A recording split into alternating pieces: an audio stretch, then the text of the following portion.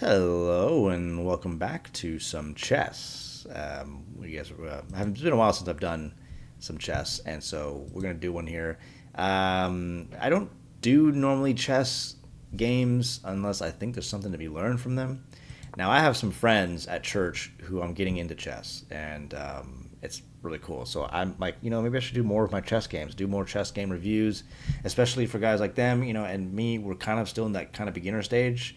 Um, I may be a little bit more than them, but we'll get them up to speed, and have some really cool, fun chess games. Um, what I thought I'd do is like let's play a chess game here, or let me show you this chess game that I just played. I just won this game today, this afternoon. My opponent resigned after he committed a very serious blunder.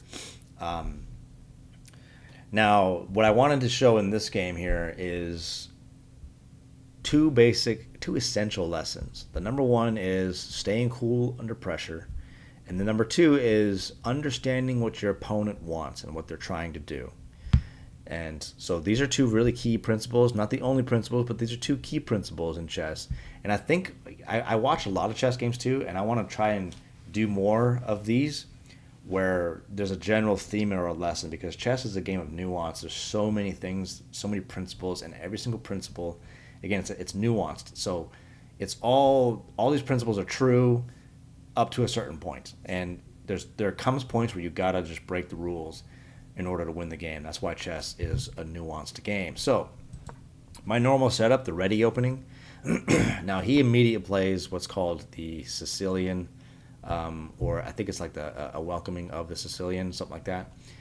Sicilian invitation, I think is what it is. So I'm not familiar with this opening at all. Of all my opponents I've played in the Reti opening or the ready opening, they usually always play something like pawn to d5, the queen's pawn, pawn to d5, because they know now they can't play the king's pawn to e5, which is normally what people play. Because if you play this, then you just lose the pawn immediately. So there you go. So I just decided to keep with the setup. Like if he takes the pawn, I just take it back, and he did. And so this is where I kind of start goofing up. I played this and not good. And I thought maybe he's going to play this, but he actually plays a really smart move. It's the best move. It does two things. First of all, it's getting two pawns in the center, which if you can get two pawns in the center, you always want to do that. Just get two pawns in the center. That is always ideal. And he's got it, and I only have one knight in the center, no pawns. And so obviously I'm already losing. I'm already losing this game. And we're four moves in, and I'm already losing. Now the second thing this is doing is obviously attacking my knight. So I'm got to do something with my knight. Now the game says play this, um, and if we take here, this is a solid move. Yeah. So the follow-up move here is, that's the best thing that for White to do. So once he takes right there, White's best move is to trade off the queens, force Black not to be able to castle anymore, and retreat the knight. And the game is still losing, but the two good things that White has going for him is his Black's got doubled pawns in the center, a very awkward setup, and Black can no longer castle. But the downside is Black is poorly developed, and needs to start developing really, really quickly. So that's the best idea if Black were to take that. The best move for Black is actually to continue to attack the pawn rather than take this and just put more pressure on that pawn. And then for White is to then play this. So you're going to notice here as what everything's revolving around this pawn, protecting this pawn. And so Black can still technically take this, but again, there's this threat of if Black takes this, I think then the best option is, let's see here. I think it's maybe this. Yeah, so that's the best option for us. And then I think you would just go ahead and just pin that, and then you can take that pawn. That'd be the idea. If he tries to attack this, you just go ahead and trade it off, dude, and then dude right there, and then you equalize material again, and you can you can go after this pawn, and the game is solidly even at that point. That's how that's going to go. So if that's what Black would do if he were to take that pawn, and then but the actual I think the game suggested Black play this and threaten to go after the knight and to remove the knight so that then he can take that pawn, which White would then just play h4 to stop this pawn from progressing downwards and attacking the knight. And then eventually white would just pin the knight to prevent the knight from helping in attacking this pawn because it would be pinned to the queen and that kind of stuff. So that's how that's what should have happened. But that's not what happened. Instead, I played this, and that's, again, not good. However, I do have the potential for playing e4 because I have more control over e4. But black doesn't take advantage of my mistake, but I don't take advantage of his not taking advantage either. I played this because I was afraid to really engage, which I should have. And I wanted to play this, and so yeah, there we go. So you see, my opening is already bad. We're already looking really, really bad here. Tried to fianchetto something. Plays this weird move. I thought it was weird too, and the game thought it was weird, didn't like it. So he retreats the bishop, and we fianchetto our bishop. The game wants me to develop this knight first, and basically guard these two so that I can kind of eventually push these up. And this is the setup we have here, opening up the bishop to that's really the reason why I played c4. I wanted to open up the bishop and hit this with a couple pieces. He plays this to protect the piece, and even though he could have just played this, right? But anyways. So I take that. I forgot exactly why I didn't. All I knew is I wanted to get my bishop here to d3, as you're going to see is a mistake. But you will see that this actually turned out to be a good thing in the end. But right now it's a big mistake. This is a mistake because, it's just a losing position for me. So he plays this move. It's a great move. Now, in this position here, you got to think about if you're white and you got checked and, get a little mini panic. Yeah. Now, I panicked a little bit here because I was like, oh, crap, It's one thing to check the king here. So earlier when he checked it, it was like, why did you do that? The game's like, that doesn't make any sense. But then here, all of a sudden, it's a great move. Well, a lot of it has to do with that pawn. If he checked with the pawn right here, you can always just block it with the pawn. So this really doesn't do anything. There's no reason to check right there. Unless you're a really advanced player and you had a reason you wanted to draw out the pawn right there. Some grandmasters do stuff like that. Those guys have such an insane control or understanding of the game. Anyways, but this is a great one because this has two pieces, basically, in charge of this square, not to mention the one that's already in check of the king. So as white here, so whenever you in a situation like this, what do you do here? Well, you don't want to move your king because then you lose the right to castle. You obviously don't want to block it with the queen because then you just lose your queen. So you got to block the check. How do you block the check? You can't block it like this because you might sit here and think, well, I'm just counterattacking the bishop. Well, the problem here is he can actually just go ahead and take that with the knight, give up the knight, and now you got the queen under attack. And so, what do? You're kind of forced to do that, and you're forced to take back with the knight, and then you're forced, and you lose the rook. You obviously can't block the check with the bishop because then he'll go forget the rook, I'll just take the queen. I'll take the queen, and then he can't castle anymore, and life is good. And then, of course, he can just go ahead and play knight. Yeah, he can follow it up with knight to b4 with the queen and the knight attacking the bishop, and you're going to lose the bishop. So that's why you cannot block this with the bishop here. You also can't even do it with the knight. You can't block it with the knight right here because it's the same exact problem.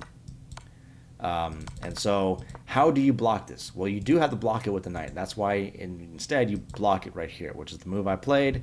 Now, I knew this because of past experiences playing chess, making that mistake, and also exploiting that mistake too. But yeah, so because I knew both two pieces right here looking down at this square, c3. This happens not just on c3. It can happen here on c6. It can happen on f6. It can also happen on f3. Always it can. Well, not on f3 actually. No, never mind. Or on f6 actually. Now that I'm actually thinking about it, only on c6 and c3 because of where the king is positioned at the start of the game. All right. Anyways, so we knew that. We knew we had to block that with this knight right here.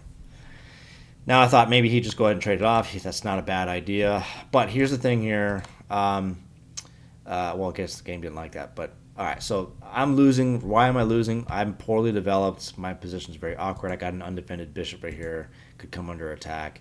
And he's got pieces right here. He's got so much development going on. He's putting a lot of pressure on.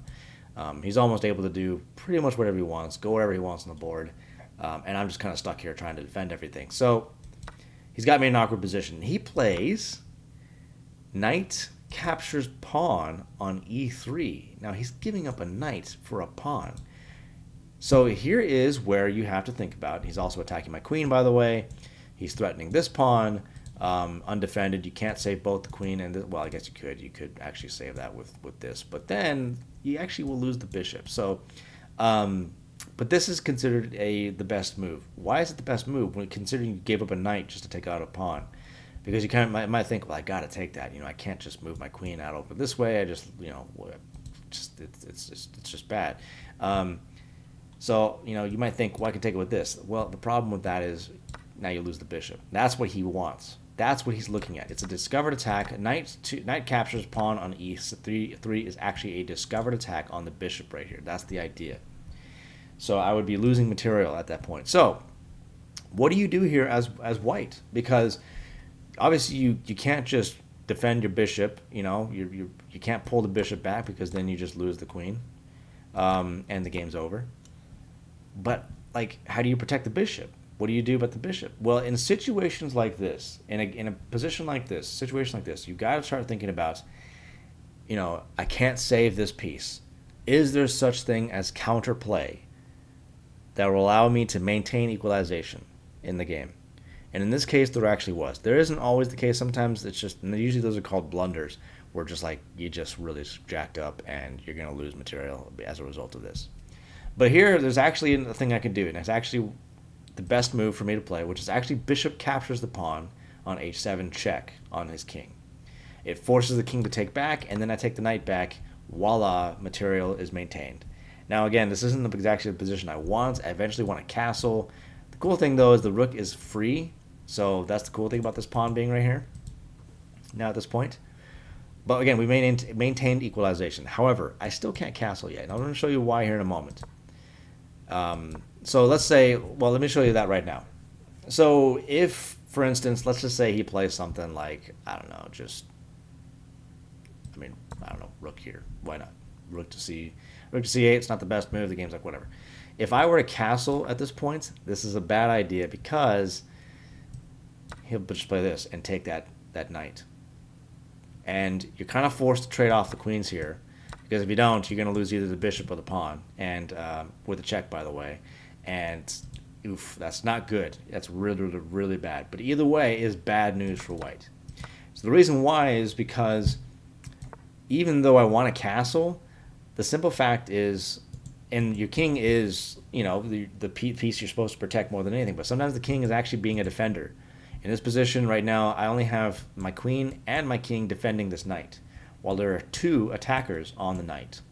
So that means if I were to castle, I only have one defender of the knight, while there's still two attackers of it, which means black can basically go ahead and just capture that. So you got to pay attention to things like that. So I knew I couldn't castle yet. I still had to do something to defend that knight, maybe even move the knights and just offer the queen trade, which if I were black, I'd totally go for. Actually, I can't move the knight, by the way. I forgot. He's pinned. So then he plays this move. Now look at that move. I mean, that bishop's unguarded. He just went right after my queen with that bishop and just threw away that bishop. Why would you do that? So here again, you have to think about, as white, why would he do that? This guy's kind of smart. He knows what he's doing. He knows what he's doing. So why play this? Well, again, this is a trap, because if I actually capture this, now there's this. I've removed the second defender of the knights, and now check, can't castle anymore, and I lose the bishop, and the rook's coming next, because if you try to save that rook with playing something like d1, black can just play rook to d8, and you're just gonna have to go ahead and trade that off, and giving black center control of the d square, and I mean that's not good. This is really, really bad. So, I mean, black can take this, threaten to check, and win the last rook. Well, actually, no. But it's just all bad. So that's why we cannot take that bishop. As tempting as it is, can't take that bishop. So instead what I played, Because so again, so you have to pay attention to these things. You got to see that. You got to see, what does my opponent want? What's he doing? What does he really really want? And so when I saw that, I was like, that's what I see, what he wants to do. I'm not going to go for it. I'm not buying that. I'm not going to go for that. I see the trap.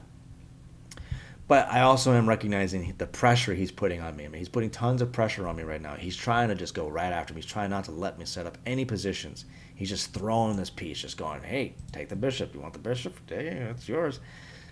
I said and play queen checks on c2. Queen c2 check. So this does a couple things for check. Whenever you check the king, usually that just grants you another turn, so that your opponent is forced to deal with the check while you basically get another turn. So it's like a free turn. It's like going twice, moving twice.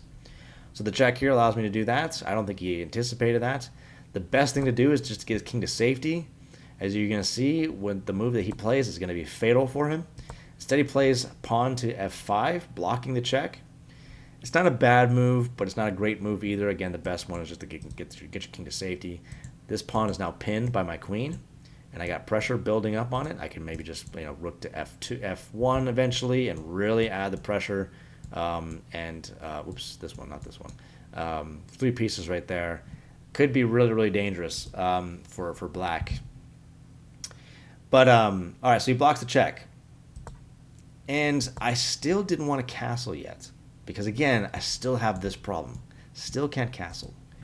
So what I want to do here is I want to get rid of this bishop. That's what I wanted to do, and that's why I played a3 to make him go back, or basically make him go this way, or just try to just go ahead and just trade everything off here, and blah blah. So he could like play this, trade. It's probably not the best idea. It gets me a little bit of more chance in the game, but. The cool thing for black is still winning. Black is still got a superior positional advantage, and I can't castle anymore. So that's what I thought he was going to do, and I was like, okay, well, just something you got to deal with. But this actually was a mistake because basically black can play this. If I take this, black plays this, recapture with the knight, to discovered attack on the queen, and this is really, really bad for me as white. So the best move is to actually trade that off. And then black plays check here. It's hitting 2 pieces. King is now forced to move, and you play this, and black goes on from there, and white's in a lot of trouble. So that's why this was actually a mistake. Now, fortunately for me, black didn't see it, and he actually plays. When he saw that move, he actually played a5, bishop to a5. He retreated the bishop, and that's really, really bad. If you can retreat that bishop, you need to just kind of retreat it, no, not there. Maybe something like right here. If you're going to retreat the bishop, I would just go ahead and just pull the bishop back here and maybe just think about looking for some counterplay over here. Oh, wait, that's a blunder. That is a blunder. Yeah. So, so he actually moves back right here, and I'm just going to continue to attack that. And I thought maybe he was going to go ahead and just give up the knight, and then, and they take that back. That's what I thought he was going to do. But he actually just continued to just go ahead and get that bishop backwards, and he's now attacking this pawn. So see, everything he's playing, he's just trying to take something. He's just playing very aggressive chess here.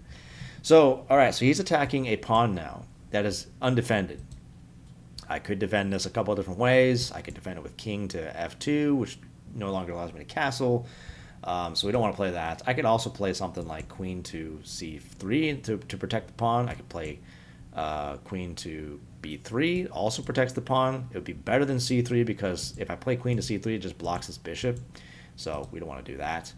But the problem, though, is it's not bad, right? It's not a terrible idea, but it's not the best. So the best one is actually playing knight to c4, which is the move I played. The reason why this is the better option, and it's considered a great move, is because it's doing 2 things. This is protecting the pawn, but I'm also putting pressure on this pawn right here. I have 2 attackers now on this pawn, while he's only got 1 defender on that pawn, which means I have more control over e5. And so now he's got to do something about this. And so, yeah, okay. I'm just thinking. I was thinking maybe he could play this. Maybe, I don't know. But So the game still wants you to play this, wants black to continue to play this, and continue, just look for this opportunity somewhere, something like that, and just don't just ignore this. Basically, that's what the game wants you to do. But he plays instead bishop to c7, which isn't a bad move. But I figured if he was going to defend that pawn, he'd play something like rook to like e8. I figured he'd do something like that. It just seems to me, the game doesn't like it, but it just seems to me that it's like, I don't know, just a better option because this bishop can maintain pressure on this right here. So, anyways, but that's what he plays. He plays bishop c7, defending the pawn. Now that's when I looked at this and I went, I thought about this. I thought about playing pawn to b5 because the idea is that it would kick the knight and then I can, go ahead and take that however I wanted to. And the game hates all of these moves, by the way. The reason why the game hates all these moves is because of the move I actually do play. Because before I played b5, pawn b5, I suddenly saw something. This bishop, it looks powerful, right? It looks like it's a strong bishop. I mean, it's looking right down there. It's just sniping right there. It's just daring this rook to just go ahead and challenge that queen, his queen right there, because then you just lose it. But it's actually not. It's a very vulnerable bishop right now. It's very, very vulnerable. It's technically hanging because this pawn, even though it's supposed to be defending the bishop, it actually can't because it's being pinned by my queen. So, but basically, this bishop, anywhere it goes, after I attack it, here it's gone, there it's gone, even there because the knight can just go ahead and take it. And so I realized that I went, you know what? Instead of playing b5, I'm gonna try h3. Now, I thought when I played this move, because of the way this guy's playing, I'm like, this guy's really, he's a trickster, man. And he's really aggressive. I'm like, he's going to have something up his sleeve. I bet I'm missing something. I just know it. I know I'm missing something. But I played this and I went, he's going to try to look for something, some kind of counterplay. I figured like maybe he'd play something like this. I mean, it is a blunder. Everything's a blunder. Everything's a blunder. But I figured he might play something like this because, after I would take this, then he can try and just go ahead and take back with his own check, But the problem is to take this is just check with the check, and yeah. So everything just sucks. Every movie he plays. But I was like, of all the movies he's gonna play, I even pictured him playing Queen to h4 to try and see if he can desperately defend that bishop while also attacking the knight at the same time. But I was like, no, he's not going to do that. It's a blunder. That loses the queen. Can't play that. Well, you can guess what he played. Yeah. Queen h4 blunder. And I saw that move and I was like, oh my gosh, he played it. He did it. He actually did it. I didn't even think he was going to do that. I thought he was too smart for that. I thought, no way, he's not going to do that. And he played it, queen to h4.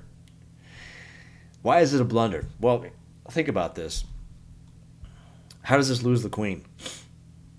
Look at where his king's at. Remember when I said earlier, you should probably get that king to safety. Yeah, you're going to see why that was the case here in a moment. But the king is right here. Rook's staring right down at the king. The queen is right in front of it. Whenever you see your opponent put his queen in front of his king, you need to start looking at, hey, can I pin that queen to that king? Can I do that? And if you can, you need to start thinking about how you can go about doing that.